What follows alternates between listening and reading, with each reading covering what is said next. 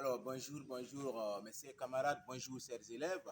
Et moi, je suis Ouedraogo Abdourahim, moi, je suis un étudiant chercheur, un enseignant chercheur en histoire et archéologie. Alors, aujourd'hui, nous allons consacrer notre temps pour étudier l'histoire générale du Burkina Faso. Alors, il faut comprendre que le Burkina Faso est une ancienne colonie française créée depuis le 1er mars 1919 et le premier gouverneur de la colonie de la Haute-Volta, c'est Édouard Essling. Il faut comprendre que cette ancienne colonie de la Haute-Volta a été supprimée en 1932 et reconstituée en 1947 avant d'accéder à l'indépendance en 1960. Alors aujourd'hui, nous allons consacrer à l'histoire générale du Burkina Faso depuis l'époque avant la colonisation et l'époque coloniale jusqu'à la décolonisation. Aujourd'hui, il faut comprendre que la colonie de la Haute-Volta était intégrée dans le Haut-Sénégal-Niger avant donc de voir la création le 1er mars 1919 et a été donc disloqué, ça veut dire supprimé et partagé entre donc les colonies donc, du Mali, le Mali ou encore le Soudan français et le Niger et la Côte d'Ivoire.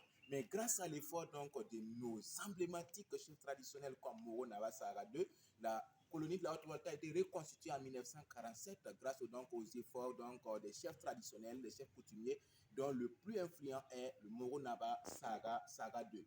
Alors, il faut comprendre qu'après la reconstitution de la Haute-Volta, il a fallu plusieurs luttes des partis politiques et des intellectuels avant donc que la colonie soit indépendante en 1960. Mais il faut comprendre que la colonie de la Haute-Volta a été supprimée pour des raisons économiques et politiques, parce que cette colonie était considérée comme une colonie donc moins importante pour la métropole. Alors, raison pour qu'on a supprimé et partagé donc entre les autres colonies. Mais avec la reconstitution, on a vu donc tout ce que nous pouvons dire est que la colonisation portait en elle-même les germes de la décolonisation. Ça veut dire quoi? Ça veut dire que les Blancs ont envoyé l'école, ils ont conscientisé le peuple africain, le peuple burkinabé, et ses intellectuels, notamment Daniel Ouézin Koulibaly, Gérard Kanga Ouedraogo, Vinama Temoni Gibril, Daniel Ouézin Koulibaly, ces gens-là ont mis la pression donc sur l'administration coloniale avant donc d'avoir l'indépendance donc de cette colonie en 1960.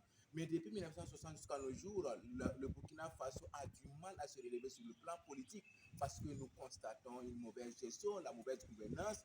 Nous aussi, on constate qu'il y a des coups d'État, mais tout ça, c'est lié donc à la mauvaise gestion donc, du pays. Donc, nous allons étudier ensemble l'histoire générale du Burkina Faso de l'Afrique, des empires depuis plusieurs siècles, depuis l'Antiquité jusqu'à nos jours. Nous allons présenter cela à M. Jackie Payili depuis la France. Merci bien, Jackie. Merci. Thank you.